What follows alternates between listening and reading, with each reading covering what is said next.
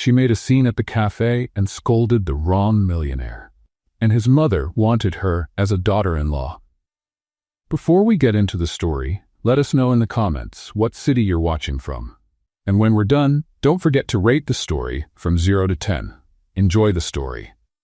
Of course it's him, ridiculous red suit, slicked back hair, and a flower in the lapel, she muttered to herself, hiding behind the window of the fancy cafe on Park Avenue. On the other side of the glass, seated elegantly at the window table, was a man in a bright red suit and a blonde woman who was laughing far too loudly. Scarlett didn't need more proof. This was Mark, her best friend Lisa's fiancé. And just as she suspected, he was cheating, in broad daylight, no less, in the same cafe where he was supposed to have brunch with Lisa just a week earlier. Jerk, lowlife, coward, she whispered, marching toward the entrance of the restaurant. Scarlett wasn't one to watch injustice in silence. If Lisa didn't have the courage to confront the cheater, Scarlett had 3 times that. And today was about justice. Or at the very least, one serious scene. She walked in with purpose, her heels echoing on the marble floor. A waiter tried to stop her, but she dodged him like a heat-seeking missile. There he was, red suit, slick hair, sitting at the table with an elegant gray-haired woman who carried herself like royalty. Scarlett stopped right in front of the table, took a deep breath, and shouted, "Mark, you rotten, shameless cucumber, you cheap traitor." Heads turned. The waiter froze. Somewhere in the back, a fork hit the floor. As if cheating on Lisa wasn't enough, now you dress like this? A red suit? Who do you think you are? The Santa Claus of betrayal. And you, ma'am, no offense, all right? But with all due respect, you're elegant, refined, your hair shines like something out of a shampoo commercial. But don't you think you're a little too old for him? I mean, quite a bit, because my friend is young, truly young, no Botox, and she doesn't look like a retired Chanel executive. The man blinked, confused. The woman choked on her tea. "Excuse me, who are you?" the man asked, clearly surprised. Scarlett didn't flinch. "Don't pretend you don't know me, Mark. I'm Scarlett, Lisa's friend, the one you swore to love, respect, and take to Paris, but you never did." The woman chuckled. "Scarlett, is it?" she said with a refined accent and an amused expression. "My dear, you just yelled at the wrong man, and what a delightful mix-up. You've just gone up in my estimation." "Wait." Scarlett blinked. "What?" "This is my son, Grant Costa, and we don't know any Lisa. In fact, he's not engaged to anyone. He's single, very much single, if I may say so." Scarlett's eyes widened. The color drained from her face. She looked again. The man in the red suit had green eyes, definitely not Mark's. And the nose? Narrower. The hair? Darker. Oh no. She slowly turned her head to another table, 2 rows back, where the real Mark, also in a red suit, was laughing with a blonde woman. And when he saw her, he slipped away quietly. She had made a scene at the wrong table. "Oh," she said, her voice now barely a whisper. "Well, that's kind of embarrassing." "Kind of?" Grant muttered, trying to hide a smile. But before Scarlett could run out the door or disappear into the floor, the older woman stood up with a gleam in her eyes. "What's your full name, dear?" "Scarlett Miller." She took Scarlett's hand firmly and announced loud enough for everyone to hear. "Scarlett Miller. A star's name. A storm of a personality. You're perfect." "Perfect for what?" Scarlett asked, still in full panic mode.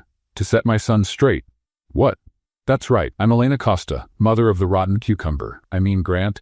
And my dear, if anyone on this earth can straighten this boy out, it's you." Grant coughed. "Mom, please." "No, Grant, I mean it. You surround yourself with fake socialites and yes-men in suits. And today, for the first time in years, someone told you the plain truth. I loved it." Scarlett blinked 3 times. "Is this really happening?" "Yes. And tell me, are you single?"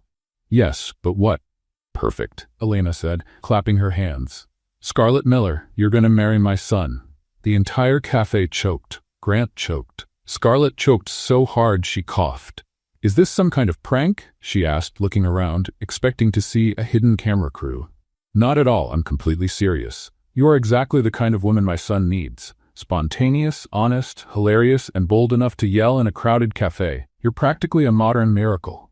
Grant, now as red as his suit, tried to protest. "Mom, this is insane. You don't even know her." "We know enough. Grant, if you don't marry her, I'll disown you. And Scarlett, if you don't accept I'll sue you for defamation and perjury for calling my son a rotten cucumber in front of 36 witnesses. What? That's insane. Maybe.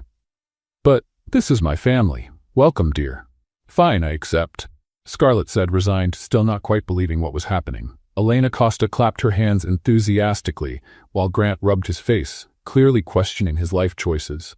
The cafe was still completely silent, with every customer watching the scene as if it were a live soap opera episode.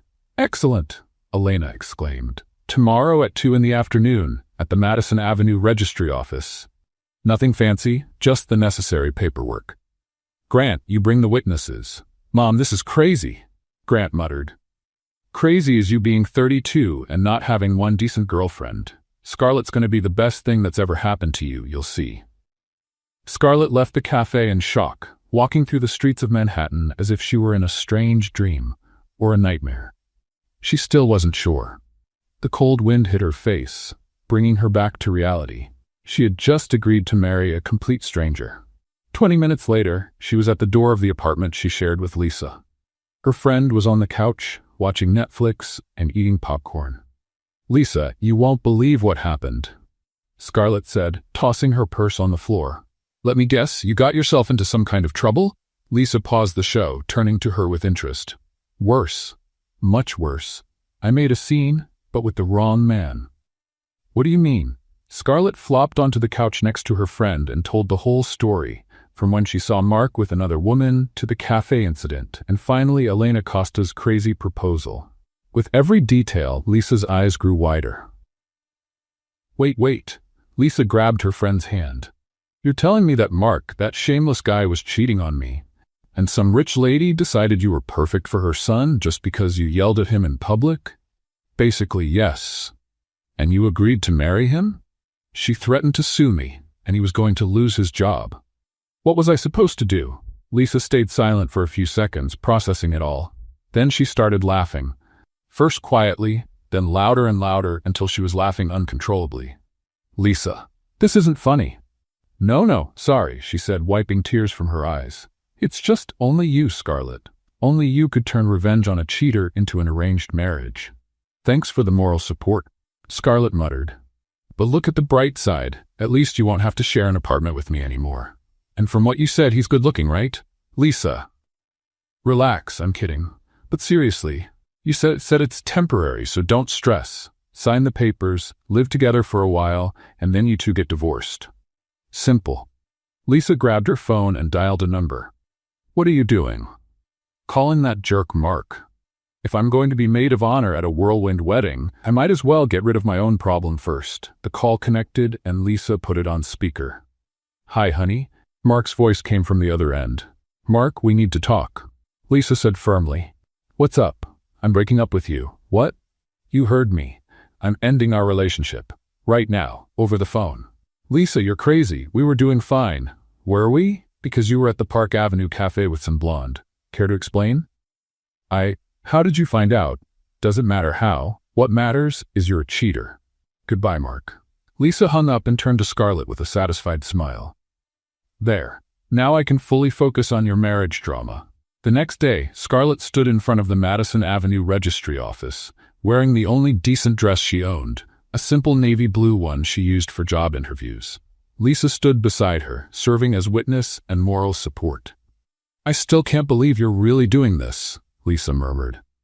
Neither can I, Scarlett replied, nervously adjusting her hair. Grant arrived right at 2 o'clock, accompanied by a middle-aged man who introduced himself as James, his personal lawyer. He wore a perfect gray suit and had an expression somewhere between resignation and disbelief. Well, let's get this over with, he said, shaking Scarlett's hand formally. Where's the romance? Lisa muttered, earning a sharp glare from Scarlett. The ceremony lasted exactly 15 minutes. They signed papers, exchanged a few required words with the officer, and that was it. They were officially married. They didn't even exchange rings. Congratulations, James said as he put the papers away. You're now legally husband and wife. How exciting, Grant said sarcastically. 2 hours later, Scarlett was standing at the door of an apartment in Carnegie Hill, holding her 2 suitcases and questioning every decision that had brought her there. Welcome to your new temporary home, Grant said, opening the door. The apartment was stunning. High ceilings, huge windows with a view of Central Park, modern and expensive decor. It was 3 times the size of the place she shared with Lisa. "Wow," she murmured as she slowly stepped inside. "The guest room is down the hall to the right. It has its own bathroom. Feel free to decorate it however you like." "Guest room? You didn't think we'd be sharing a bedroom, did you? This is a marriage of convenience, not a honeymoon." "Right, of course." In the following days, an odd routine began between them. Grant left early for work, came home late, and they barely saw each other. But when they did, it was always a comedy of small misunderstandings. On the first morning, Scarlett woke up early and decided to make breakfast. She found the most high-tech kitchen she had ever seen, with appliances that looked like they belonged in a spaceship. She tried to make pancakes and almost set the apartment on fire when she couldn't figure out how to turn off the fancy stove. Grant came running down in his pajamas, thinking it was a real fire. "What are you doing?" he shouted, turning off the fire alarm. "Trying to make breakfast? How was I supposed to know this stove has more buttons than an airplane? That's a $15,000 professional stove." $15,000 for a stove? You could have bought a car." "I have 3 cars." "Of course you do."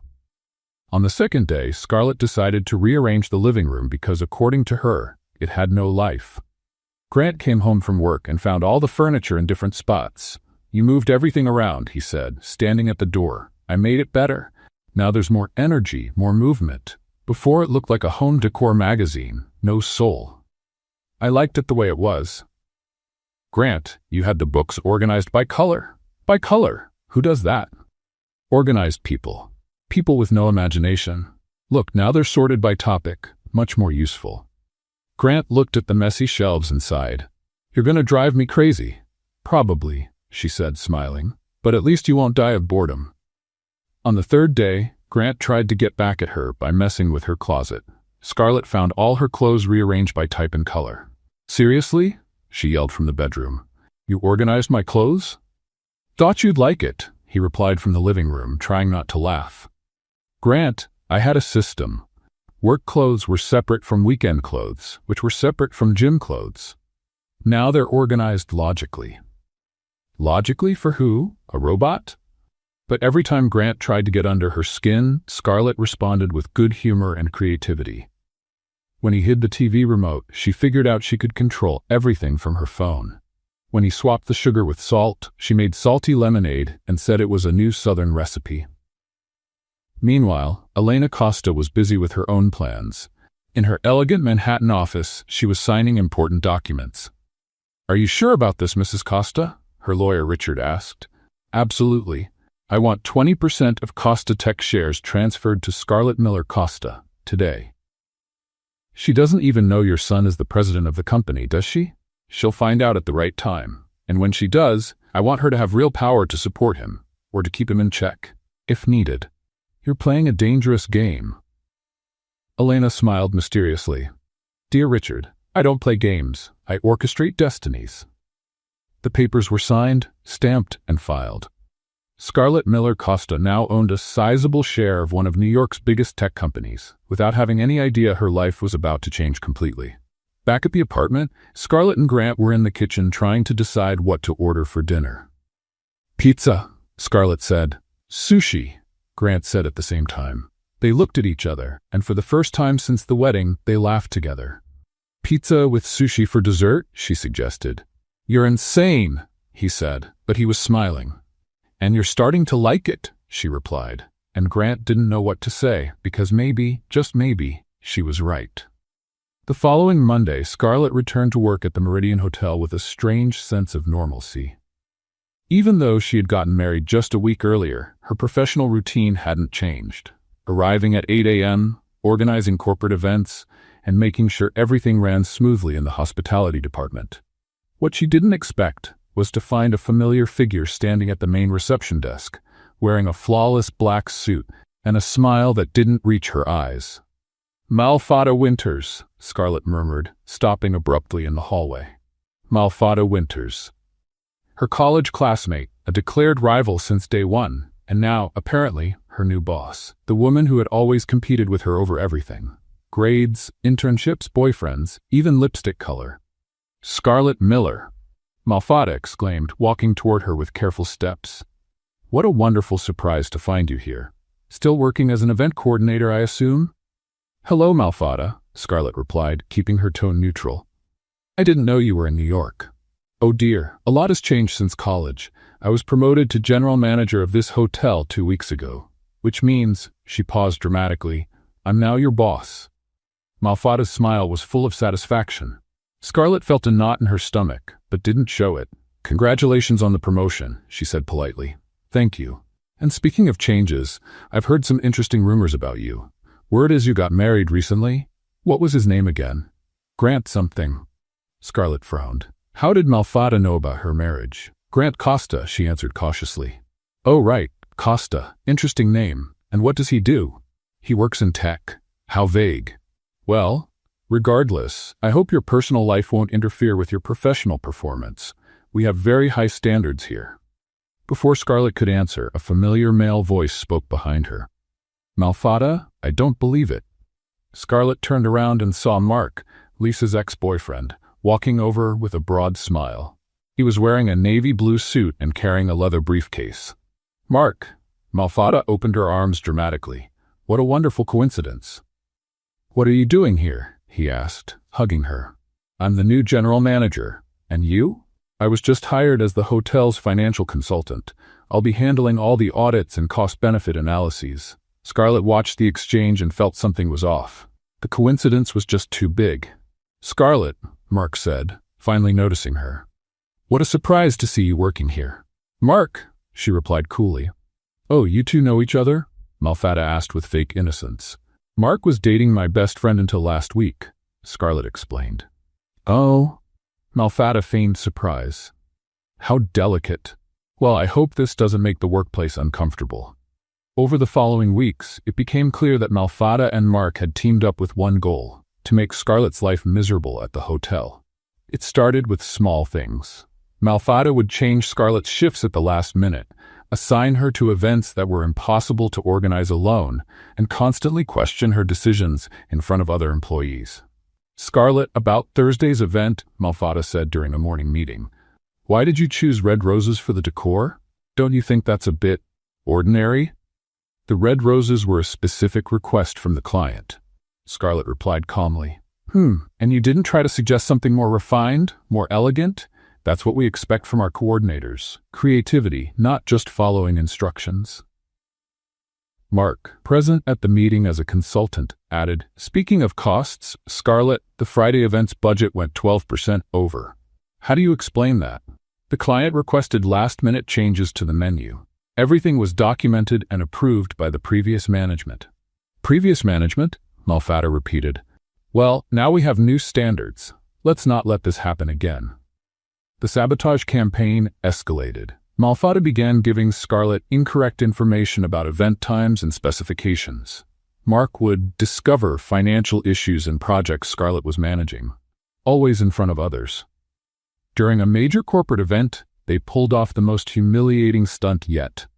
Malfada told Scarlett that the event would start at 7 p.m. when in fact it was scheduled for 6. When Scarlett arrived an hour late, she found angry clients and chaos everywhere.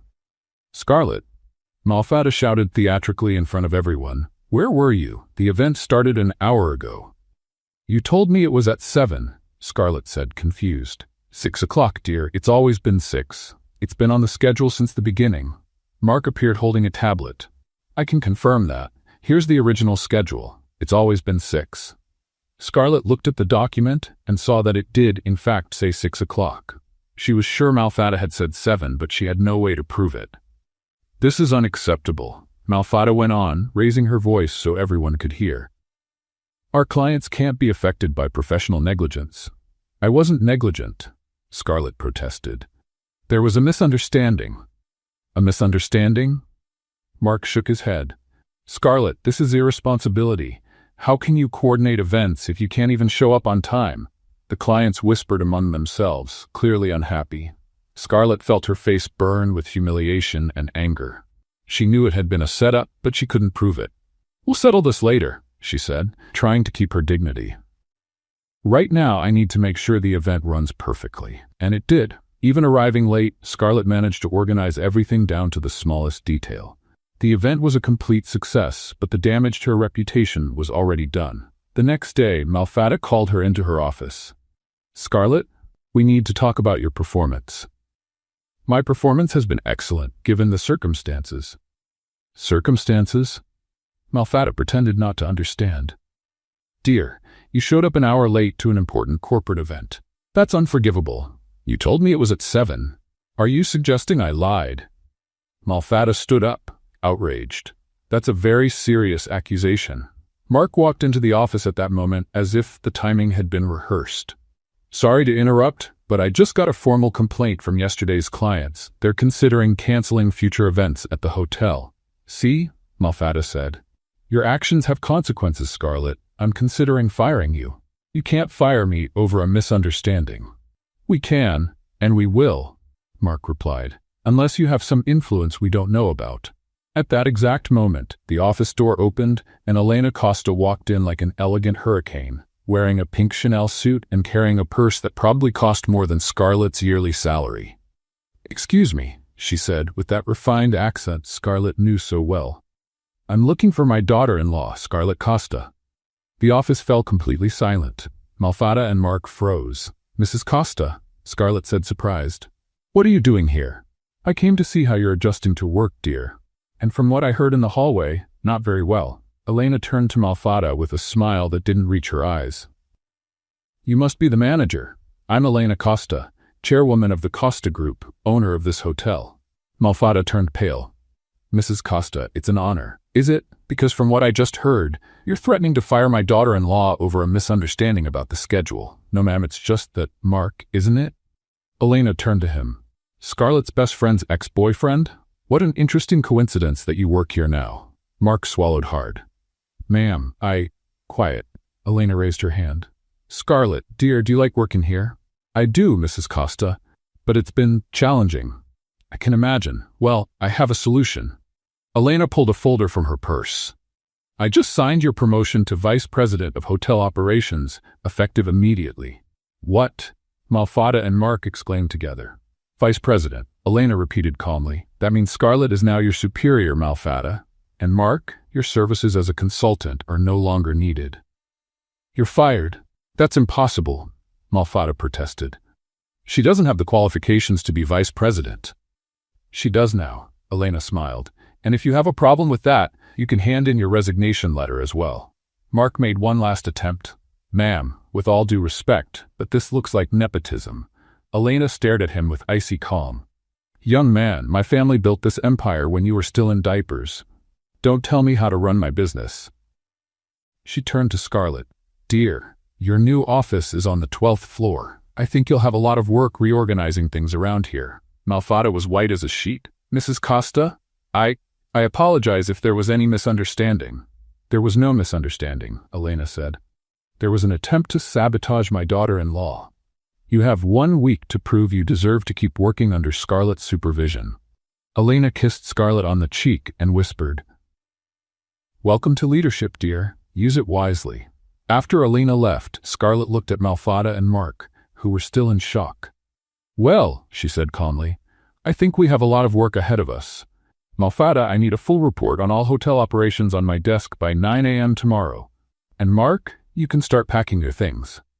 Mark left the office in silence, defeated. Malfada stood there, still trying to process what had just happened. "How?" she murmured. "How did you—" "Malfada," Scarlett said, sitting in the chair that just minutes ago belonged to her rival, "you've always underestimated people. That's always been your weakness." As Malfada walked out of the office, humiliated, Scarlett looked out the window and smiled. She still didn't fully understand everything that was happening in her life. But one thing was certain. Elena Costa was a mother-in-law who knew how to take care of her family. And it looked like Scarlett was starting to realize she had more influence than she ever imagined. 3 weeks after her sudden promotion to vice president, Scarlett was starting to adjust to her new reality. Her office on the 12th floor had a view of Central Park, a mahogany desk that cost more than a car, and a highly efficient assistant named Patricia, who managed her schedule with military precision. Malfada, now working under her, had become the picture of forced professionalism. She arrived early, stayed late, and treated Scarlett with a cold politeness that bordered on comical. According to rumors, Mark had disappeared from New York entirely, supposedly taking a job in Chicago. That Thursday, the Meridian Hotel was hosting the most important event of the quarter, the Hamilton Foundation Charity Gala, which would bring together Manhattan's elite to raise funds for children's hospitals. Scarlett was personally overseeing every detail, from the white orchid arrangements to the 5-course menu created by the most sought-after French chef in town. Around 3 in the afternoon, while supervising the setup in the main ballroom, Scarlett heard raised voices coming from the service hallway. She immediately recognized one of them. Sofia Ramirez, one of the hotel's most dedicated waitresses, always working with a genuine smile and a sharp eye for detail. "That's not true," Sofia said, her voice shaking. "I would never do something like that." "The evidence is clear," replied a harsh male voice that Scarlett recognized as Robert Chen, the food and beverage supervisor. "2 bottles of Dom Perignon champagne are missing from the stockroom, and you were the last one to access it last night." Scarlett walked closer quietly and saw Sofia with red eyes, holding a tissue in her trembling hands. Robert stood with his arms crossed, looking stern, while Malfada watched with barely hidden interest. "Mr. Chen," Sofia said in a broken voice, "I swear on my children's lives I didn't take anything. You've known me for 3 years. I would never steal from this hotel." "Feelings don't change facts," Robert said coldly. "The inventory was complete when you left, and this morning we discovered the bottles were gone. You're the only logical explanation." "But that makes no sense," Sofia protested. "Why would I steal expensive champagne? I don't even drink." Malfada stepped in with a fake concerned smile. "Sofia, dear, I know your financial situation has been tough. 2 small kids, late rent. Maybe you thought selling the bottles could help fix a few problems." "How do you know about my financial situation?" Sofia asked, surprised. "I'm the manager, Sofia. It's my job to know my staff." Scarlett felt her blood boil. She had known Sofia for 2 years and knew she was as honest as they came. She worked 2 jobs to raise her kids on her own after her husband left, and she had never missed a shift or arrived late. "Excuse me," Scarlett said, stepping in. "What's going on here?" "Vice President Costa?" Robert said, quickly changing his tone to one of respect. "We're dealing with a theft. Sofia Ramirez stole 2 bottles of Dom Perignon from our stock." "That's a very serious accusation," Scarlett said calmly. "Do you have solid proof?" Malfada stepped forward. "The circumstantial evidence is clear. Sofia was the last one in the stockroom, and the bottles disappeared during the night." "Circumstantial evidence," Scarlett repeated. "Robert, show me exactly where these bottles were stored." They walked to the climate-controlled stockroom in the basement. Robert pointed to a shelf in the special wine section. "Right there, 3rd shelf. We had 12 bottles for tonight's event. Now we have 10. Scarlett examined the area carefully. "Sofia, tell me exactly what you did here last night." "I came to get the crystal glasses for today's event," said Sofia, still trembling. "They're kept in that cabinet over there. I took 6 boxes, checked to make sure everything was in order, locked the storage room, and left." "What time was that?" 10:30 at night. The night shift didn't start until 11. Scarlett looked around at the storage layout. Something didn't add up.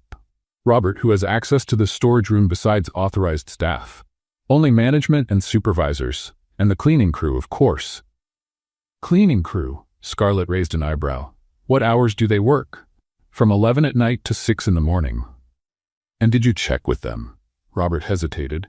"Well, we didn't think that it was necessary. All the evidence clearly points to Sofia." "What evidence?" Scarlett asked, crossing her arms. "So far, all I've heard are assumptions." Malfada stepped in. "Scarlett, I know you want to protect the staff, but we can't ignore the facts." "What facts, Malfada?" Scarlett turned to her with a cold stare. "Give me one solid fact that proves Sofia took anything." "She was the last authorized person in the storage room before the theft was discovered." "So what? That doesn't prove anything.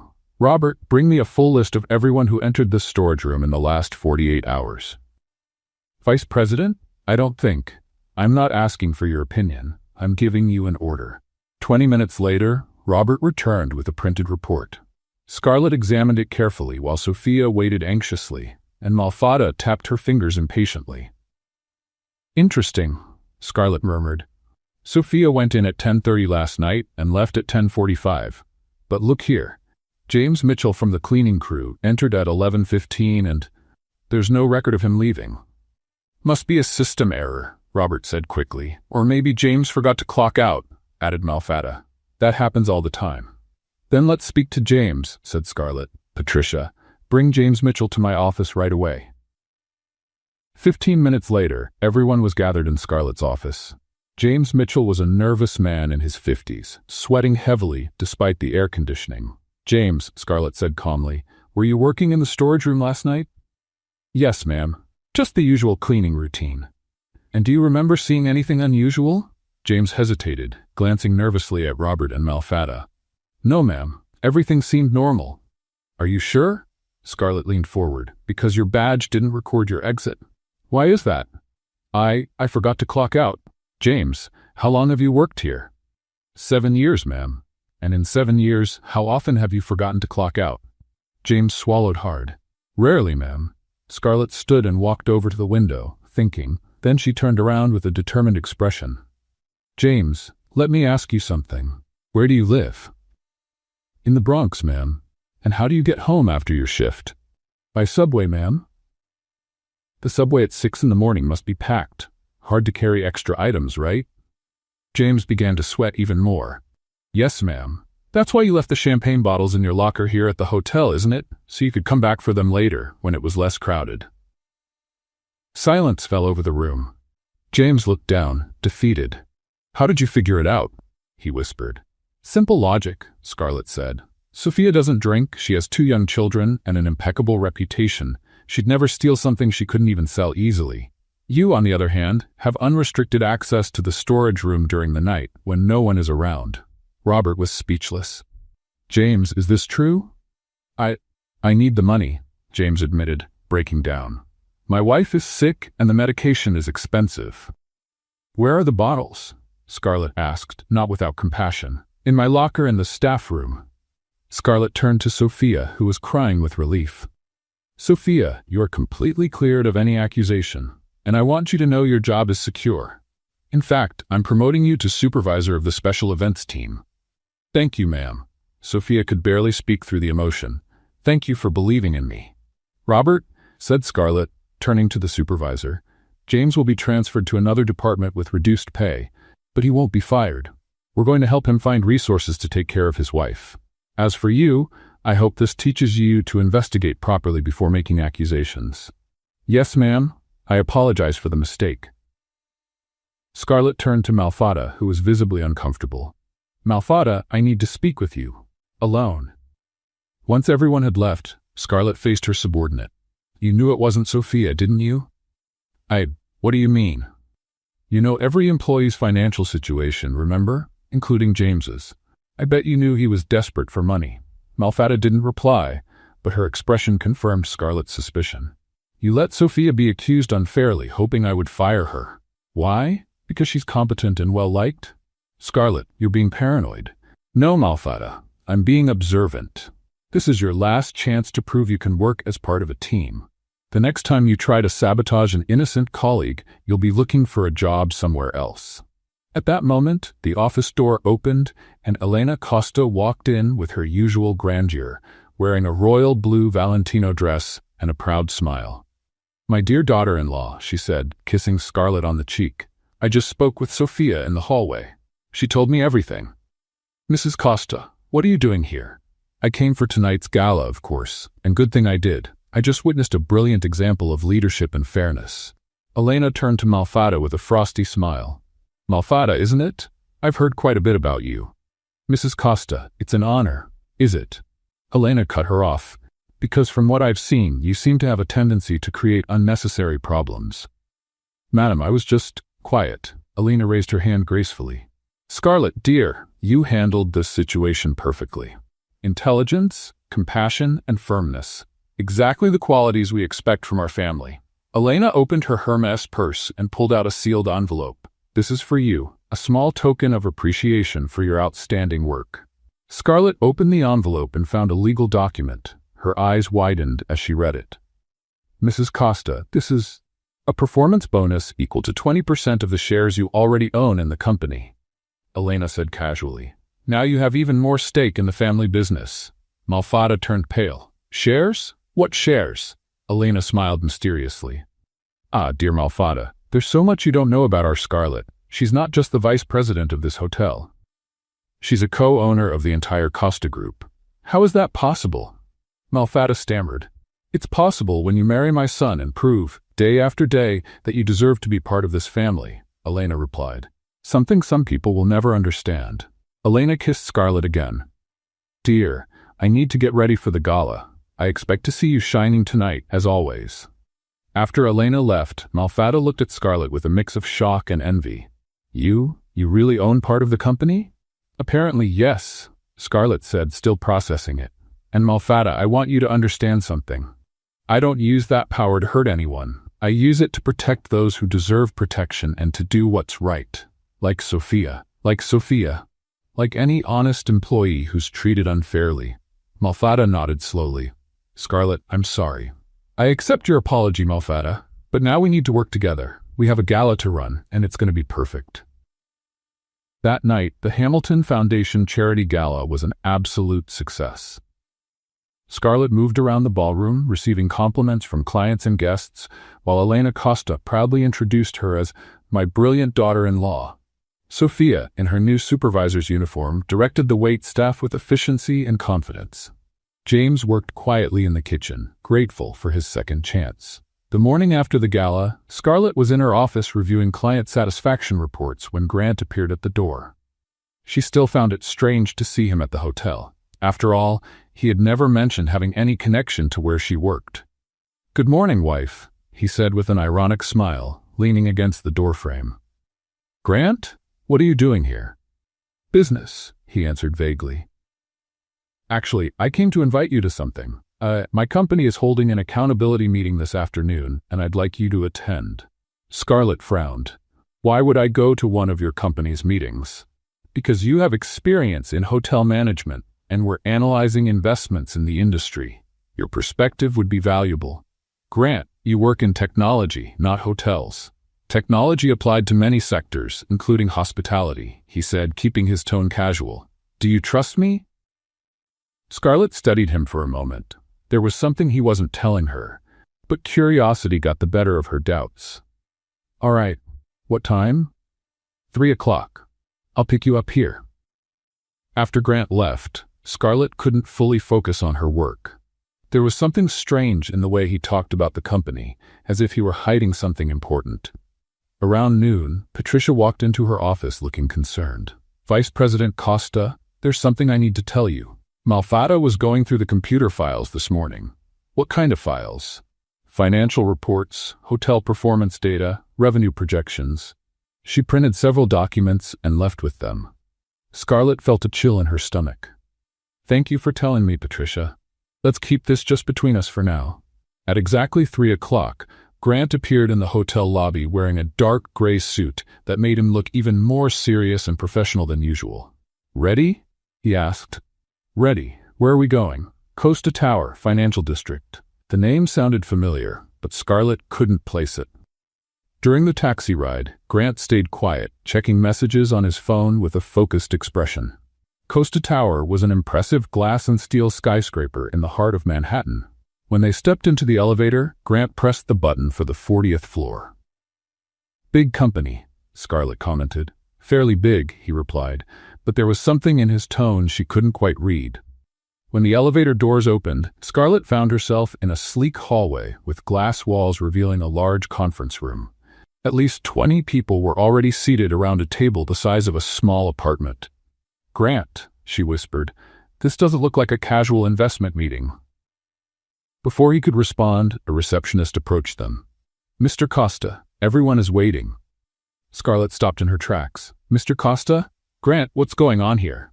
I'll explain later, he said, guiding her into the room. Just trust me for now. The meeting began with formal introductions. Scarlett was introduced as special consultant in hotel management, but it was clear her presence sparked curiosity among the executives in the room.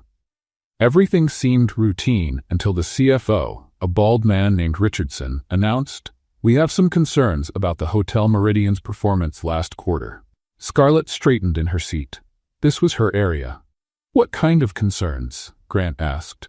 Richardson opened a folder and began reading.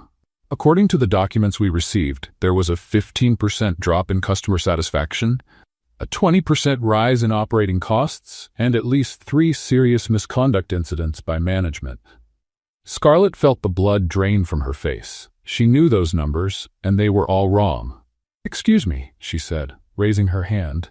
"May I see those documents?" Richardson hesitated and looked at Grant, who nodded. Scarlett quickly scanned the pages and felt her anger rising. The data had been deliberately manipulated. Numbers were changed, dates altered, entire reports fabricated. "These documents are false," she said calmly. A murmur spread around the room. Richardson looked offended. "Miss Costa, that's a very serious accusation." "Yes, it is," Scarlett agreed, standing up. "And I can prove it." She walked over to the whiteboard on the wall and picked up a marker. "First, let's talk about customer satisfaction. According to our real records, which I can access in real time through the hotel system," she pulled out her phone and opened the hotel platform. "Our satisfaction score rose to 93% this quarter." She wrote the numbers on the board. "Second, operating costs. Yes, they did increase, but only by 5% due to investments in upgrades that led to that rise in customer satisfaction." Scarlett continued presenting real data, countering each false claim from the documents. Her presentation was clear, logical, and impossible to dispute. "And about the misconduct incidents," she said, turning to face Richardson. "I'd like to know where that information came from, considering there were no reported incidents last quarter." The room fell completely silent. Grant watched with a mix of pride and amusement. "Also," Scarlett added, "to clear up any doubt about my ability to interpret this data, I can present the same report in English, Spanish, and French." She turned to the whiteboard and began writing fluently in all 3 languages, translating each key point of her presentation. The executives watched, clearly impressed. "En español," she said, writing quickly, "nuestros índices de satisfacción han alcanzado el 93%, superando las expectativas del trimestre." Then she switched to French. "En français, nos coûts opérationnels ont augmenté de seulement 5%, ce qui représente un investissement stratégique dans l'amélioration de nos services." When she finished, she turned to the room with a calm expression. "Now, I'd really like to know who provided these false documents and why."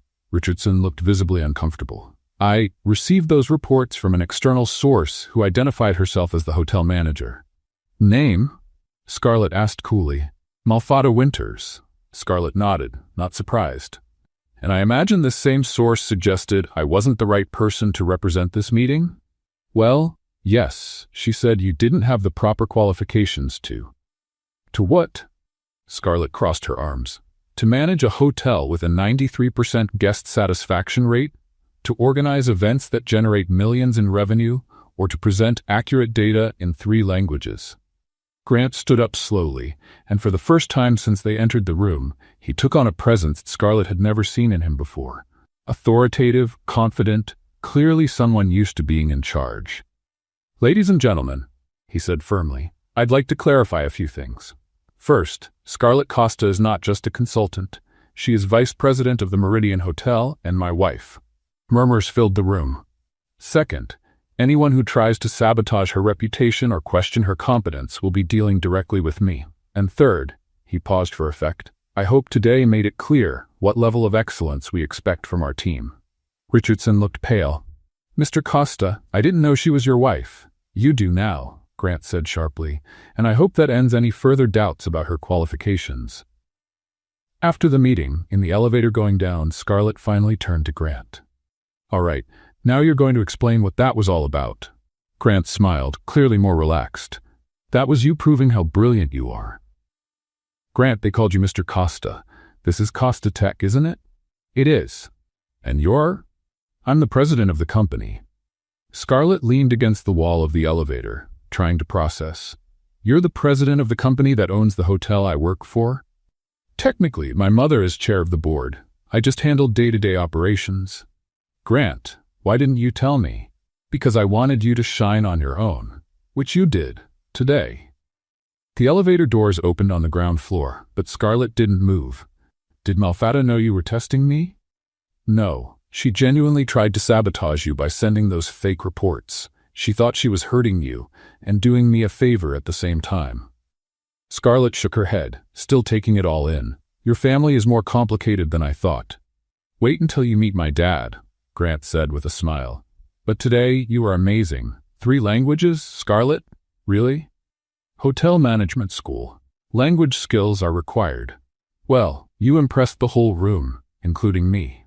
As they walked out of the building, Scarlett looked up and saw the Costa Tower rising majestically against the New York sky. So I'm actually married to the president of one of the biggest companies in the city? Technically, yes. And Malfata tried to sabotage me without realizing she was trying to bring down her own boss's wife? Yes. Scarlett started laughing.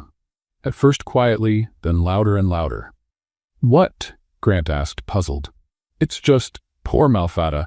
She really has no idea what she got herself into, does she? Grant smiled too. None. But you do. And for the first time since their arranged marriage, Scarlett looked at Grant and thought that maybe, just maybe, being married to him wasn't the worst thing that had ever happened to her. On the way home, they talked more in 30 minutes than they had in all the previous weeks combined. So, Scarlett said, still processing everything, your mother really arranged our marriage knowing exactly who you were and where I worked? Knowing my mother, she probably investigated your entire life before our wedding day. Grant replied, laughing. Elena Costa doesn't do anything by chance. That explains a lot. Like how she knew I worked at the Meridian and about my financial situation. Grant nodded and smiled. They sat in silence for a few minutes, watching the city go by. Finally, Grant turned to her. Scarlett, can I ask you something? Of course. Do you regret it, saying yes to marrying me? She thought carefully before answering. Honestly, in the beginning, yes. I thought you were all completely crazy. But now, I don't know. It's been interesting. Interesting? That's a polite way of saying chaotic, unpredictable, and strangely fun, Grant laughed. That's the best description of my family I've ever heard. And you? Scarlett asked. Do you regret it? Surprisingly, no, he said, looking straight into her eyes. Actually, I wanted to invite you to something else. What kind of invitation? Because if it's for another business meeting, I'd rather not. No, Grant laughed. Dinner. Tonight. A real dinner. Not those weird meals we have at home where we pretend we're just roommates. Scarlett felt something strange in her stomach. Like a date. Exactly like a date. She studied him for a moment. There was something different about Grant since the meeting. Less formal, more genuine. All right, she finally said. But I picked the restaurant. Deal. 3 hours later, Grant was standing at the door of a small Italian restaurant in the village, clearly out of his comfort zone. The place was cozy, with tables far too close to one another and a menu written by hand on a chalkboard. Scarlett, he said when she arrived, are you sure this is the right place? Grant, you've eaten in Michelin-starred restaurants your whole life. Tonight you're going to try real food. The waiter, a genuine Italian named Giuseppe, led them to a tiny table by the window. First time here? Giuseppe asked Grant, his accent thick. Yes, Grant replied, looking nervously at the handwritten menu. Ah, leave it to me then, Giuseppe said excitedly. I'll make something special, Grant whispered to Scarlett. He didn't even ask what we want to eat. That's how it works here. Giuseppe decides what you need to eat based on your face. And what face do I have? Someone who's never eaten homemade pasta in his life. Giuseppe returned with a bottle of red wine and 2 steaming plates of linguine alla vongole. Ecco, he exclaimed, serving generously. Linguine with clams, made the way my nana used to make in Naples. Grant stared at the plate full of clams as if they were aliens. Giuseppe, Scarlett said, my husband here is a little inexperienced with seafood. Husband. Giuseppe's eyes widened. Madonna mia, newlyweds, something like that, Grant muttered. Allora, Giuseppe clapped his hands. Tonight is special. Romance, amore, passione. He disappeared into the kitchen and returned with candles, which he lit dramatically on their table, murmuring something in Italian that was clearly blessings for the marriage. "Scarlett," Grant whispered, "he's making a scene. Relax, it's sweet." Grant tried eating the linguine with knife and fork, as if he were at a formal dinner. Scarlett laughed. "Grant, you're eating pasta, not performing heart surgery. Is there a right way to eat this? Like this?" She showed him, twirling the pasta on her fork with the help of a spoon. "See? Simple." Grant tried to copy her but ended up with half the plate on his chin. Scarlett laughed so hard she almost spilled her wine. "Don't laugh at me," he said, but he was smiling too. "Sorry, but you should see yourself." The great president of Costa Tech defeated by a plate of pasta. Giuseppe appeared again, this time with a small accordion. "Pergli Sposini," he announced, starting to play a romantic Italian song. "Oh no," Grant murmured. "Oh yes," Scarlett said, thoroughly enjoying herself. Giuseppe began to sing in Italian, gesturing dramatically as other customers stopped to watch. Grant was as red as the marinara sauce, but Scarlett clapped enthusiastically. "Bravissimo, Giuseppe," she shouted. When the song ended, the whole restaurant applauded. Giuseppe bowed theatrically and returned to the kitchen. "I'm never letting you pick where we eat again," Grant said, trying to hide behind the menu. "Admit it, it was fun. It was different." "Grant, when was the last time you did something spontaneous? Something that wasn't on your schedule?" He thought for a moment. "Honestly? I don't remember." "That's sad. It's practical. It's boring." Grant looked her in the eyes. "You think I'm boring?" "I used to," she said, smiling. "But you're getting better." After dinner, they walked through the village streets. The night was cool, and Scarlett pulled her coat tighter. "Are you cold?" Grant asked. "A little." Without thinking, he took off his own coat and placed it over her shoulders. The gesture was so natural that both were surprised. "Thank you," she said softly. They stopped in front of a small square with a lit fountain. A few people passed by, but the place was fairly quiet. "Scarlett," Grant said, turning to her, "I need to tell you something." "What is it?" He hesitated, as if gathering courage. "When my mother suggested we get married, I thought she'd completely lost her mind. I thought it would be the worst decision of my life."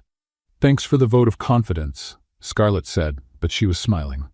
"Let me finish," he said, laughing nervously. "I was wrong. Completely wrong." He took a step closer to her.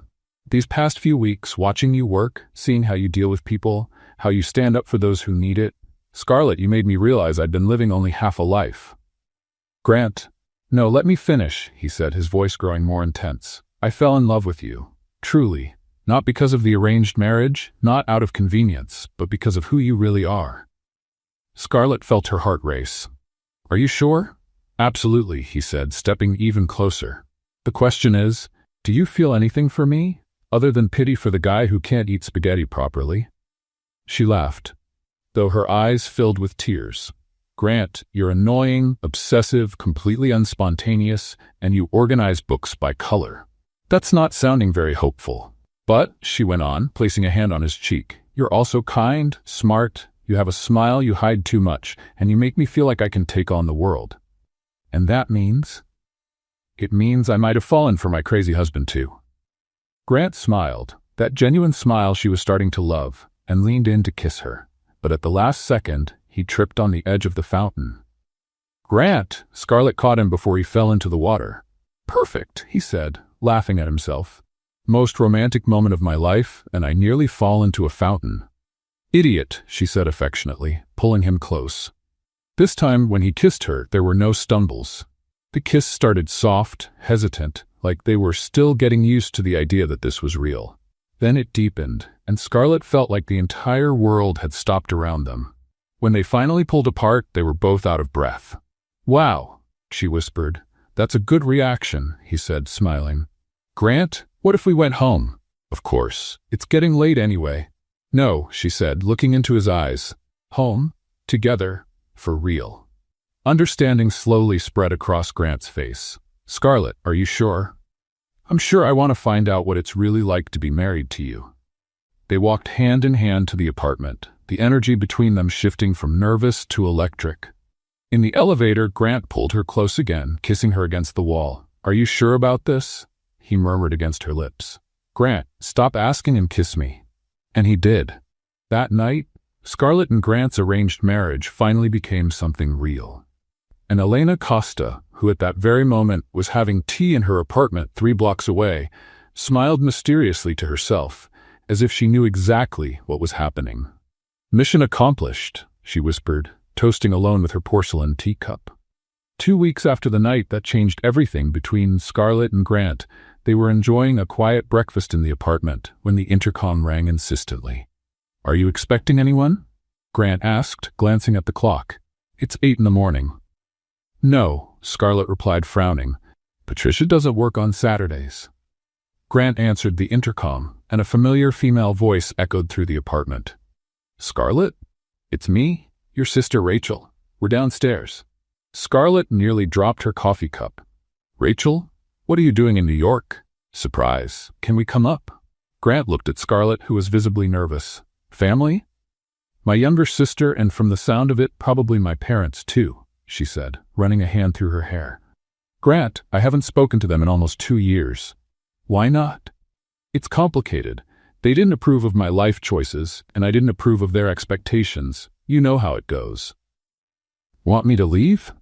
"No," she said quickly. "Actually, I think it's time you met where I come from." 5 minutes later, the apartment door opened, and Scarlett found herself in the arms of a 25-year-old woman with curly hair and a smile just like hers. "Scarlett," Rachel exclaimed, "you look amazing, and this apartment, oh my God." Behind Rachel came Robert and Margaret Miller, Scarlett's parents. Robert was tall and thin, with gray hair and calloused hands that showed a life of manual work. Margaret was delicate, with the same green eyes as her daughter, but a more reserved expression. "Sweetheart," Margaret said, hugging Scarlett gently. "Are you all right?" "I'm great, Mom," Scarlett replied, still trying to process the surprise visit. "But what are you all doing here?" "Oh, right." Rachel turned to Grant, who had been watching everything with interest. "You must be the famous husband. I'm Rachel, Scarlett's younger and favorite sister." "Grant Costa," he said, offering his hand with a smile. "Nice to meet you." Robert stepped forward and shook Grant's hand firmly, clearly sizing him up. "Robert Miller, Scarlett's father. I hear you two got married rather quickly." "Dad," Scarlett said in a warning tone. "It's all right," Grant said diplomatically. "It was a whirlwind romance, that's true." Margaret looked around the apartment, clearly impressed. "Scarlett, sweetheart, this place is very elegant." "Grant has good taste in decorating," Scarlett said, feeling the tension in the air. "And what exactly do you do?" Robert asked, getting straight to the point. "Technology," Grant answered. "I run a company here in Manhattan." Rachel laughed. "Dad, are you getting him the overprotective father-in-law talk? Scarlett's 30. "She's right," Scarlett added. "Come on, have a seat. Can I get you some coffee? Breakfast?" While Scarlett made coffee and Grant tried to break the ice by chatting about the Knicks with Robert, Rachel pulled her sister aside into the kitchen. "Scar, I need to talk to you," she whispered. "We didn't just come to meet your husband." "I figured. What's going on? Remember Mom and Dad's antique shop?" "Of course. Is it still open?" "Not just open, it's thriving," Rachel said excitedly. "Dad found out he has a real talent for restoring old furniture, and Mom started selling online. They've got orders coming in from all over the Northeast." Scarlett gave a genuine smile for the first time since her family arrived. "That's wonderful. I always knew Dad had a gift."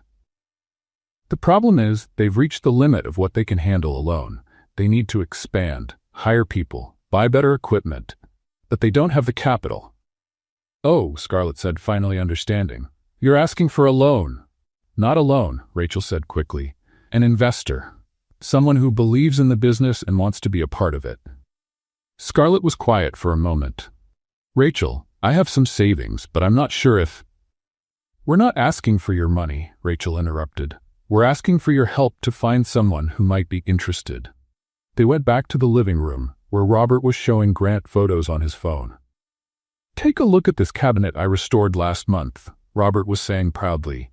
"It was in terrible shape when I found it, but look at it now." Grant studied the photos with genuine interest. "Impressive work, Mr. Miller. How long did it take?" 3 weeks, just working in my spare time. If I did it full-time, I could finish one in a week." "And how much did you sell it for?" $1,200. "I bought it for $50. Grant let out a low whistle. That's a great profit margin. Margaret joined the conversation. Grant, the online part of the business grew 300% in the last year. We have a 2-month waiting list for restored pieces. Mom, Scarlett said, surprised, you're running a business now? Your mother's always had a good head for business, Robert said. It just took me 30 years to start listening to her advice. Rachel told Grant about the expansion plans while Scarlett watched her family with new eyes. They weren't the same people she had left 2 years ago. There was a new energy, a clear sense of purpose. I see, Grant said after hearing everything. You need funding to grow, but you want to keep it a family-run business. Exactly, Robert said. We're not looking to sell our soul, just open up more opportunities. Grant stood and walked to the window, thoughtful. Scarlett knew him well enough by now to see that he was working something out in his head. Mr. and Mrs. Miller, he finally said. How about I make you an offer? Grant, Scarlett said, nervous. You don't have to. Let me finish, he said, smiling at her. You need investment. I need to diversify some assets. How about a real partnership? Robert raised an eyebrow. What kind of partnership? Costatech invests $200,000 to help expand your business. You keep 70% ownership, and we take 30%. Along with the money, we'll provide tech consulting to improve your online sales and logistics. The room went completely silent. Margaret held Robert's hand. $200,000? Robert murmured. Son, that's 10 times more than what we thought we needed. With that amount, Grant explained, you could open a second shop, hire a full team, and still have plenty for digital marketing. He turned to Rachel. You studied business, right? Yes, I graduated 2 years ago. Perfect. You'd be our point of contact between Costatech and the family business. Competitive salary, full benefits. Rachel looked at her parents, then at Scarlett, not sure what to say. Grant, Scarlett said, touching his arm, can I talk to you for a minute? Privately? They walked into the bedroom, leaving the Miller family quietly processing the proposal. Grant, that's very generous, but you don't know my father. He's too proud to accept charity. This isn't charity, Grant said seriously. Scarlett, I quickly went over the numbers they mentioned. This business has real potential to grow. High profit margin, rising demand, competitive advantage. It's a smart investment. Are you sure? Absolutely. Besides, he smiled warmly, they're your family, and now they're my family too. When they went back to the living room, Robert was looking at some photos on Margaret's phone. Grant, he said, this offer is very generous, but I have to be honest. I've never worked with corporate investors. I'm afraid of losing control of what I built. I understand completely, said Grant. How about this? We do a 6-month trial period. If you're not happy with the partnership, we'll buy back our share for the amount invested plus 10%. Margaret looked at her husband. Robert, this could be the chance we've been waiting for. And how would Scarlett be involved? Robert asked. As a family consultant, Grant replied immediately. She understands both the business and the personal side. She'd be perfect to make sure the partnership works for everyone. Rachel practically jumped off the couch. Dad, Mom, you have to accept this. This is the opportunity of our lives. Robert looked at Scarlett. Honey, what do you think? Scarlett felt her eyes fill with tears. 2 years ago, when she left home, things had been tense and cold. Now her father was asking for her opinion on an important family decision. I think you've built something beautiful, she said. And I think you deserve the chance to see how far it can go. Robert extended his hand to Grant. Partner, you've got a deal. While Grant and Robert discussed practical details, Margaret walked over to Scarlett. Honey, I want to apologize for how things were when you left home. Mom. No, let me say it. You were right to follow your own dreams. And look what you've achieved. She looked around the apartment, then at Grant. I'm proud of you. Scarlett hugged her mother, feeling as if a weight she had carried for years had finally been lifted. I missed you too, she murmured. Rachel joined the hug. Miller family reunited, and now with a billionaire partner. Billionaire? Scarlett asked, looking at Grant. She's exaggerating. Grant said, blushing slightly. I'm just very well off. Robert laughed. Son, it doesn't matter how much money you have. What matters is that you make my daughter happy, and judging by her smile, you're doing a good job. That afternoon, while the Miller family explored Manhattan with Grant acting as their personal tour guide, Scarlett realized her life had completely changed. Not only had she found love where she least expected, but she had also reconnected with her family. And for the first time in a long while, the future felt full of endless possibilities. 6 weeks after the Miller family's visit, Scarlett was in her office at the hotel when a sudden wave of nausea hit her. She rushed to the private bathroom holding her mouth, and when she came back, Patricia was looking at her with concern. "Vice President Costa, are you all right? This is the third time this week that..." Scarlett froze mid-step as a sudden realization struck her like lightning. 3 weeks of morning sickness, unexplained fatigue, and her period was late. "Patricia, cancel my appointments for this afternoon," she said, grabbing her bag quickly. "I need to take care of something urgent." An hour later, Scarlett was sitting in her bathroom at home, staring at 2 pregnancy tests showing the same result. Positive. "Oh my God," she whispered, torn between panic and excitement. "Oh my God, oh my God." She heard the front door open and Grant's voice echo through the apartment. "Scarlett, I'm home. Patricia called me saying you left early." "I'm here," she shouted, still in shock. Grant appeared at the bedroom door. "Are you all right? Patricia said you weren't feeling..." He stopped when he saw her expression and the tests in her hand. "Scarlett, are those..." "Positive," she said, her voice barely a whisper. "Grant, I'm pregnant." The silence lasted exactly 3 seconds before Grant crossed the room in 2 strides, picked Scarlett up in his arms, and spun her around the house. "Really?" he shouted, laughing. "Really. Grant, put me down. I'm nauseous." He gently set her on the couch, knelt in front of her, and held her hands. "How are you feeling? Are you happy? Scared? Should we call a doctor? Schedule tests?" "Grant, breathe," she said, laughing at his excitement. "I'm happy. Scared too, but happy." "We're going to have a baby," he said like he was testing the words. "A baby, Scarlett. We're going to have a baby," she repeated, and this time she could feel the full joy of it, without fear. Grant kissed her gently. "I love you so much." "I love you too." The following week, they told Alina, who reacted like she had just won the lottery. She cried, shouted, and immediately started planning how to turn one of the extra rooms into a nursery fit for royalty. That was also the week Melissa Hawthorne came into their lives. Scarlett was having lunch with Grant at a restaurant near Costa Tower when an elegant woman walked up to their table. She was tall, blonde, wearing a designer dress that probably cost more than most people make in a month. "Grant Costa," she said with a bright smile. "What a wonderful coincidence to run into you here." Grant looked up, clearly not recognizing her at first. "Sorry, you are?" "Melissa Hawthorne, from Hawthorne Industries. We met at the country club charity event last month." "Oh right, Melissa, this is my wife, Scarlett." Melissa's smile faltered for just a second. "Wife? I didn't know you got married." "Recently," Grant said, taking Scarlett's hand across the table. "How interesting," Melissa said, quickly recovering. "Well, I don't want to interrupt, but Grant, I'd love to talk to you about some business opportunities. How about we schedule a lunch? You can reach out to my assistant," Grant said politely. "She handles all my professional appointments." After Melissa left, Scarlett raised an eyebrow. Who was that? Daughter of the owner of Hawthorne Industries, one of the biggest investment firms on the East Coast. And she seemed interested in more than just business. Grant laughed. "Scarlett, are you jealous?" "Maybe just a little." "Well, don't be. I only have eyes for my pregnant wife."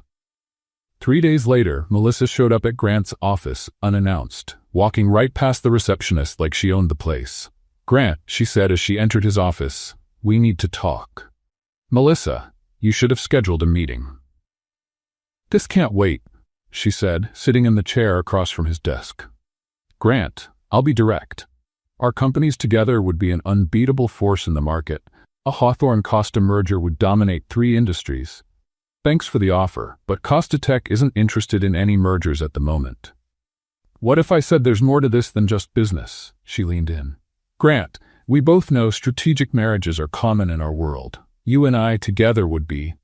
"Melissa," Grant interrupted firmly, "I'm married. Happily married." "To who? That girl from the restaurant?" Melissa laughed dismissively. "Grant, be realistic. You need a wife who understands your world, who can complement your business. Someone from your social level. Someone like you?" Exactly like me. Grant stood up. Melissa, let me be very clear. I love my wife. I'm not interested in mergers, partnerships, or any arrangement involving you. And if you can't take no for an answer, we may need to reconsider any professional ties between our companies. Melissa stood up too, her face red with anger and humiliation. You're going to regret this, Grant. When your little wife shows you who she really is, you'll regret it. She stormed out, slamming the door behind her. Grant took a deep breath and called security, instructing them that Melissa Hawthorne was no longer allowed in the building without his express permission. That same afternoon, Elena Costa showed up at Grant's office unannounced, something she rarely did. Mom, what are you doing here? I heard that snake Melissa Hawthorne came by to bother you today. Grant sighed. How did you find out? Sweetheart, I have eyes and ears all over Manhattan. She stormed out of here and went straight to the club to tell her friends that you rejected her because of some gold digger who married you for your money. She said that about Scarlett? Among other worse things, Elena said, sitting down gracefully. Grant, I need to tell you something about your wife.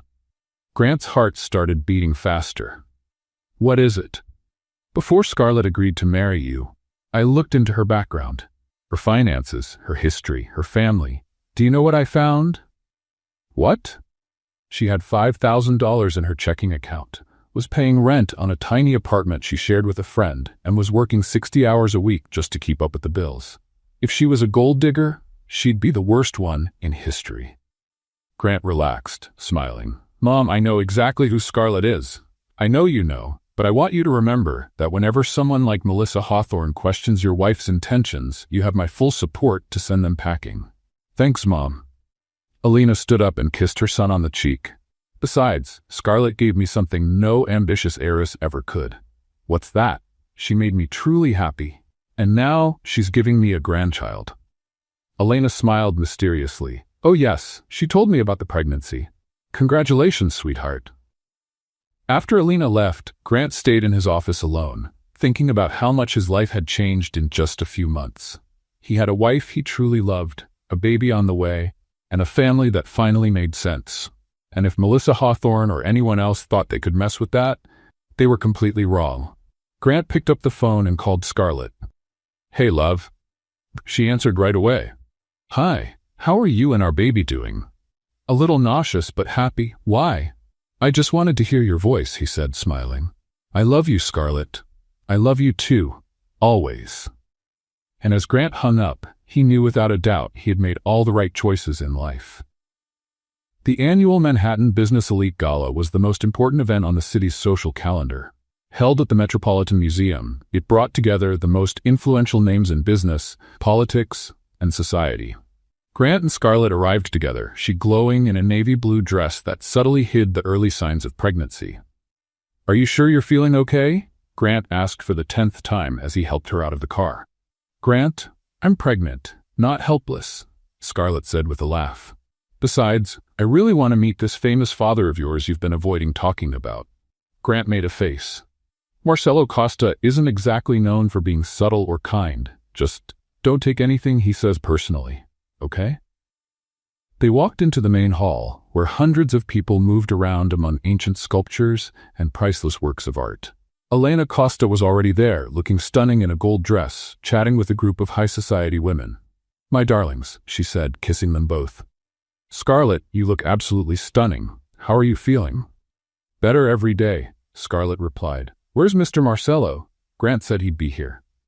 Elena pointed to the far side of the hall, where a tall, commanding man was talking with a group of businessmen. Marcelo Costa had the same build as Grant, but with a much sterner, more imposing look. There he is, probably discussing how to take over a few more markets, Elena said with a touch of sarcasm. Grant was about to take Scarlett over to meet his father when Melissa Hawthorne suddenly appeared, blocking their path. Grant, she said brightly, what a wonderful coincidence, and Scarlett, right? What an interesting dress. Hello, Melissa, Scarlett said politely. How are you? Very well, thank you. Actually, I was hoping to talk to Grant about that proposal we discussed. Melissa, Grant said firmly, I already told you I'm not interested. Oh, but maybe you'll change your mind when you hear how excited your father is about the idea of a partnership between our families. Before Grant could respond, a deep voice came from behind them. Grant, finally, I need a word with you.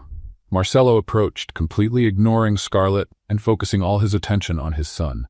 Dad, Grant said cautiously, this is my wife, Scarlett. Marcello looked at Scarlett like he was seeing her for the first time, which she probably was. Wife? He asked, confused. Grant, what are you talking about? We got married a few months ago, Grant explained. I thought Mom told you. Elena didn't mention anything about a wedding, Marcello said, clearly irritated, and this seriously complicates the plans we had for you. Melissa stepped forward with a sly smile. Mr. Costa, maybe I can clarify things. Grant and I have been talking about a strategic partnership between our companies, which would also include a personal union. Exactly, Marcello said, perking up. Melissa, darling, you'd be perfect for Grant. A merger between Costa Tech and Hawthorne Industries would be... Dad, Grant interrupted, raising his voice. I'm already married, to Scarlett, and I'm not interested in Melissa or any business merger. Grant, be reasonable, Marcello said, lowering his voice but keeping the stern tone. You can't let teenage feelings get in the way of smart business decisions. The room was starting to notice the rising tension. Conversations stopped and people began turning to watch the drama unfold. Scarlett felt her blood boil. Excuse me, Mr. Costa, but your son isn't a teenager. He's a grown man who can make his own decisions. Marcello looked at her with disdain. Young lady, you clearly don't understand how business works in our family. Actually, said a firm, elegant voice behind them. The one who doesn't understand how business works in our family is you, Marcello. Elena Costa walked forward with confident steps, wearing an expression Grant recognized as extremely dangerous. Elena, Marcello said, clearly surprised by his wife's intervention. We were just discussing Grant's future. Grant's future is already decided, Elena said calmly. He's married to Scarlett, they're expecting my first grandchild, and they're perfectly happy. Melissa went pale. Grandchild? That's right, dear, Elena said with a cold smile. Scarlett is pregnant, so your attempts to seduce my son are not only inappropriate, but also completely useless. Marcello tried to regain control of the situation. Elena, regardless of the fact that Grant is temporarily married. Temporarily? Elena raised an eyebrow. Marcello, I think you misunderstood. This isn't a temporary marriage, it's a real marriage built on real love. Elena, you're being dramatic. Dramatic? Elena laughed, but there was no humor in her voice. Marcello, you want to talk about drama? Elena opened her Hermes bag and pulled out a thick envelope. Here's your drama, dear. She handed the envelope to Marcello, who opened it in confusion. His expression changed drastically as he read its contents. Divorce papers? He muttered in disbelief. Signed, stamped, and ready to be filed, Elena confirmed. Marcello, after 35 years of marriage, I'm divorcing you. The entire ballroom went silent. Even the waiters stopped serving. Elena, have you lost your mind? Marcello stammered. On the contrary, I've finally come to my senses, she said calmly. For years I've watched you try to control our son's life as if he were just a chess piece in your business games. But when you disrespected my daughter-in-law and tried to break up a happy marriage for the sake of an ambitious, well, that was the last straw. Elena turned to Scarlett and Grant. My dears, I have a belated wedding gift for you. She pulled out another document from her bag. Grant, Scarlett, with this document I'm transferring all my Costa Tech shares to Scarlett. That means she now controls 55% of the company. Grant was speechless. Elena, you can't do that. Marcello said, I can, and I already did. Elena replied with a smile. Scarlett, my dear, you are now the majority owner of Costa Tech. Congratulations. Melissa looked as if she were about to faint. Marcello was red with rage and shock. Elena, this is madness. You're handing over my company to a stranger. Your company, Elena laughed. Marcello, you seem to have forgotten that Costa Tech was built with my family's money, and Scarlett is not a stranger. She's my daughter-in-law, the mother of my future grandchild, and apparently the only person in this family with common sense. Elena kissed Scarlett and Grant on the cheek. Now, if you'll excuse me, I have a new life to begin. She walked out with poise, leaving behind a stunned ballroom, a humiliated rival, an ex-husband in shock, and a young couple who had just discovered they controlled a business empire. Well, Scarlett finally said, looking at Grant, I think our life just got interesting. Interesting is a polite way of saying completely insane, Grant muttered. Grant, Scarlett said, taking his hand, your mother just gave me control of the family company. Are you okay with that?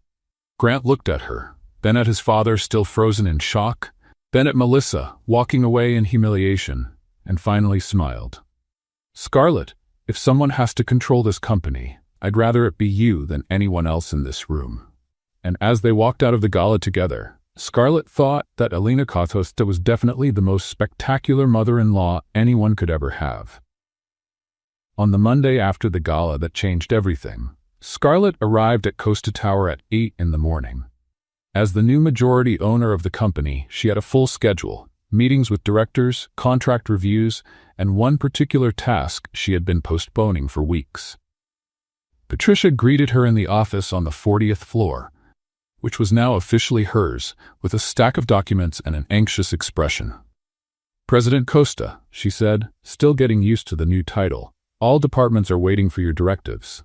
And, well, there's someone who's been waiting to speak with you for an hour. Bill? Malfada Winters. She said it's urgent, and that she needs to explain herself. Scarlett let out a sigh. Ever since the news of her new position had spread through the company, she knew this moment would come. Malfada was probably desperate now, trying to save herself before Scarlett made decisions about her future. Send her in. 5 minutes later, Malfada walked into the office with a look that was somewhere between nervous and trying to hold on to a last bit of dignity. She wore her best suit and carried a leather folder, like she was heading into a job interview. Scarlett, Malfada began, forcing a smile. Or rather, President Costa. Congratulations on the promotion. Very well deserved. Thank you, Malfada, Scarlett said calmly, motioning to the chair across from her desk. Please, have a seat. Malfada cleared her throat nervously.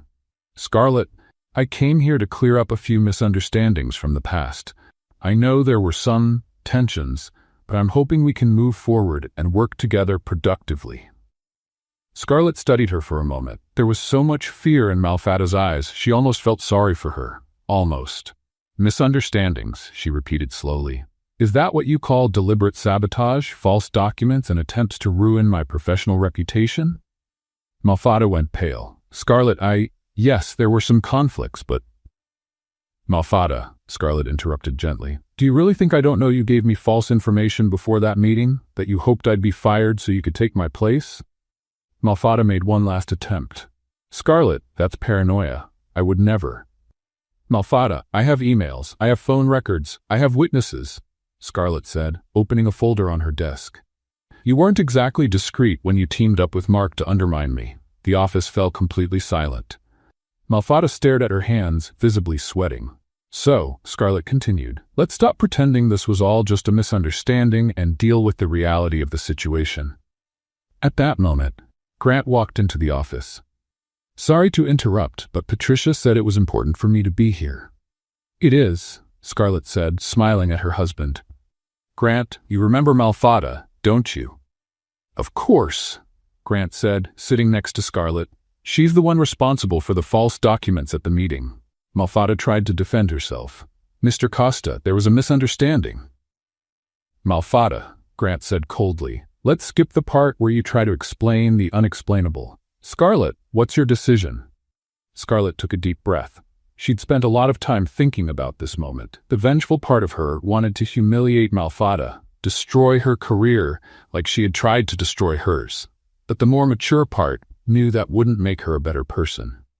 Malfada, she said finally, you're fired, effective immediately. Malfada began to cry silently. But, Scarlett went on, before you think this is just revenge, I want you to know I've spent a lot of time thinking about this. Malfada looked up, her eyes red. What do you mean? I mean, I understand where your envy and ambition come from. We both came from similar places. We fought for the same opportunities. The difference is, you chose to tear someone down to move up, and I chose to work hard and trust my abilities. Scarlett, let me finish, Scarlett said calmly.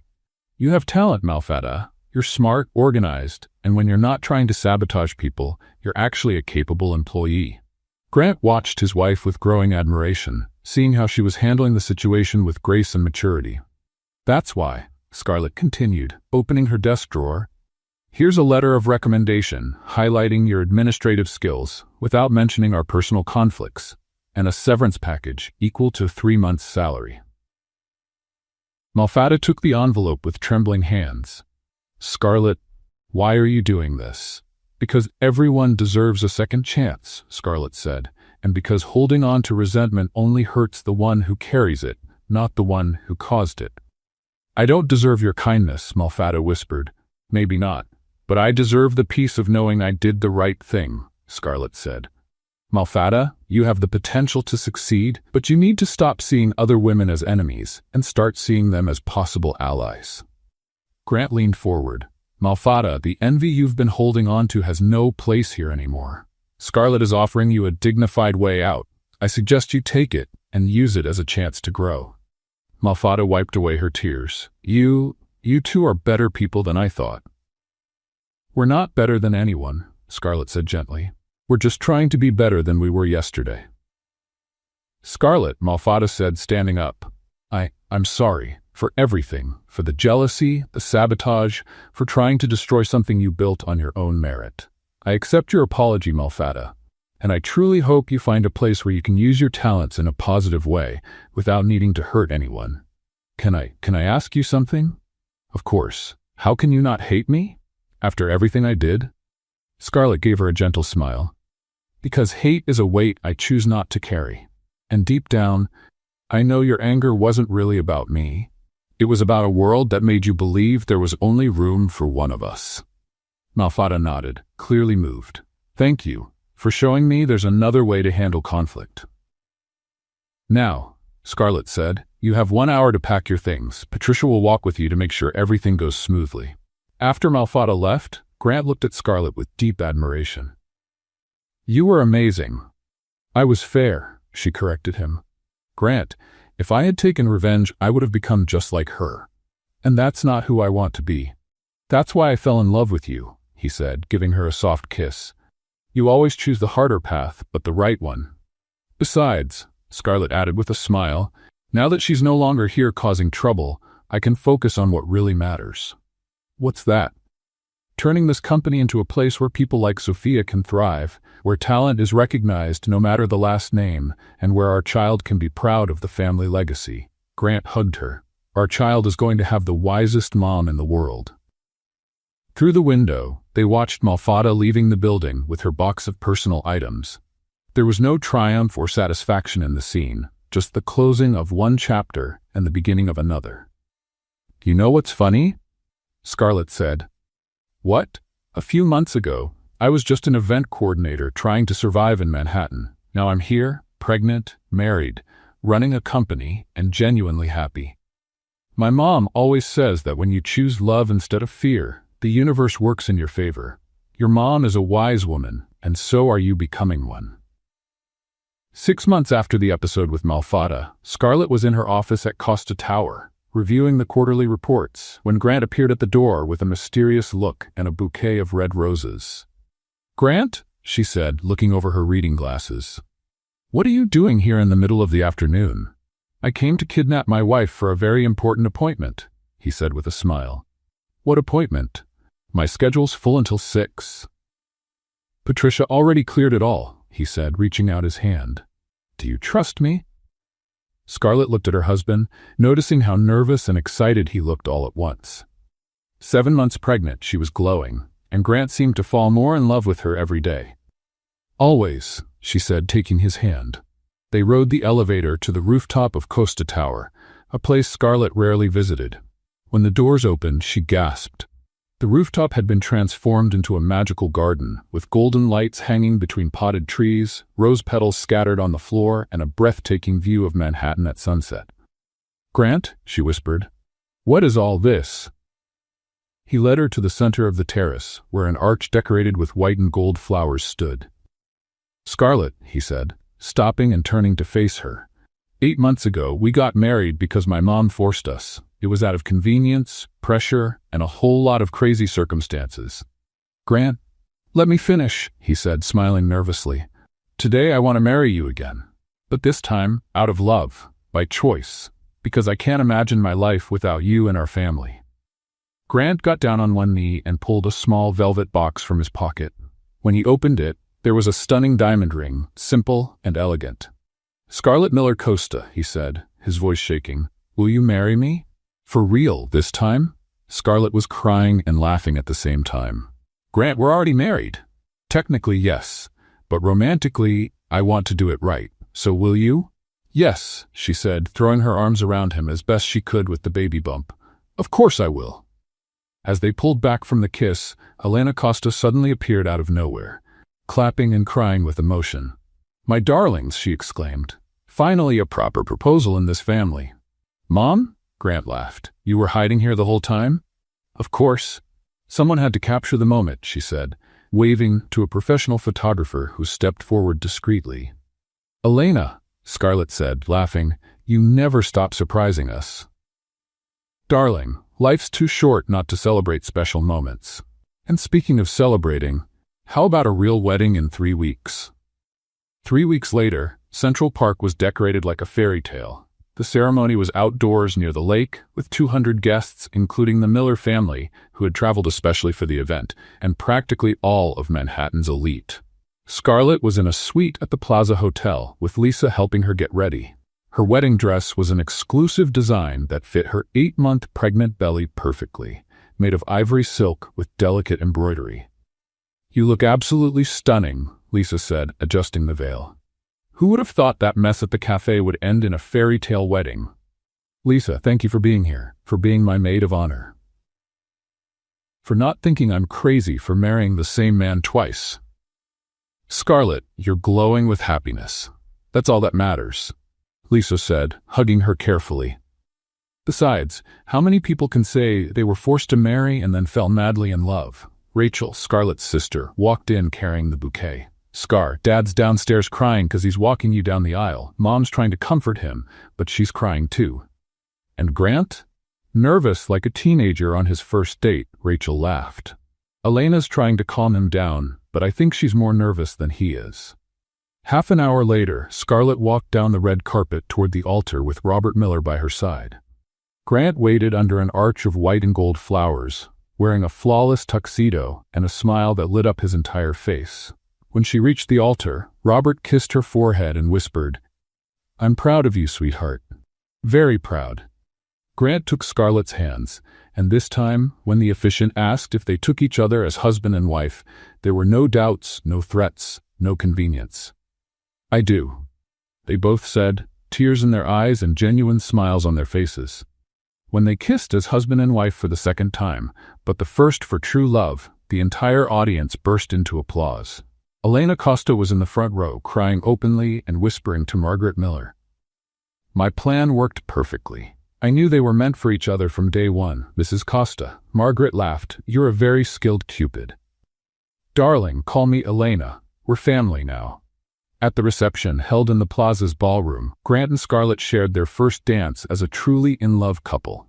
The song was At Last by Etta James, and they moved slowly, carefully because of the pregnancy, but completely lost in each other's eyes. "Mrs. Costa," Grant murmured in her ear, "how does it feel to officially be my wife?"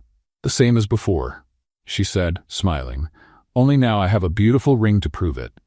And in a few weeks, we'll have a baby to complete our crazy family." "Grant, are you happy? Really happy?" "Scarlett, 8 months ago I was a lonely workaholic who organized books by color. Today I'm a married man with an amazing woman expecting our first child and sharing control of a company with the smartest person I know.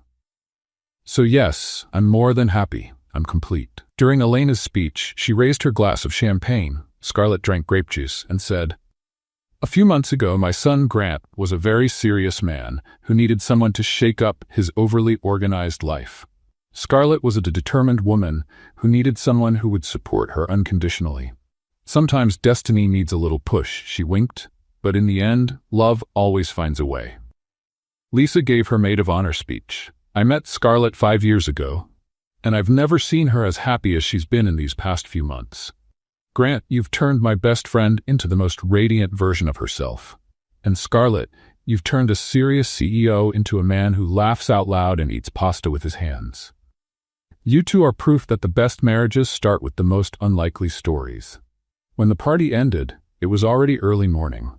Scarlett and Grant went up to the hotel's presidential suite, exhausted but glowing. Grant. Scarlett said, kicking off her shoes and dropping onto the bed. Our baby's going to be born into a world where his parents met because his mom yelled at his dad, thinking he was someone else. That's quite a story to tell when he grows up. Grant laughed, loosening his tie. Do you think we'll be good parents? Grant lay down next to her, placing his hand on her belly. Scarlett, if we could turn forced marriage into a true love story, we can do anything. That night, while Manhattan sparkled below, Scarlett and Grant fell asleep in each other's arms, knowing they had found something rare and precious, a love born out of chaos, strengthened through adversity, and blossomed through mutual understanding. And somewhere in the city, Elena Costa smiled in her apartment, content in knowing that sometimes, just sometimes, interfering in your children's lives can lead to something wonderful. What did you think of Scarlett and Grant's story? Share your thoughts in the comments. On a scale from 0 to 10, how would you rate this story? Subscribe to the channel and click the bell so you don't miss any of our stories. And take a moment to check out more heartfelt stories by clicking right here on the end screen.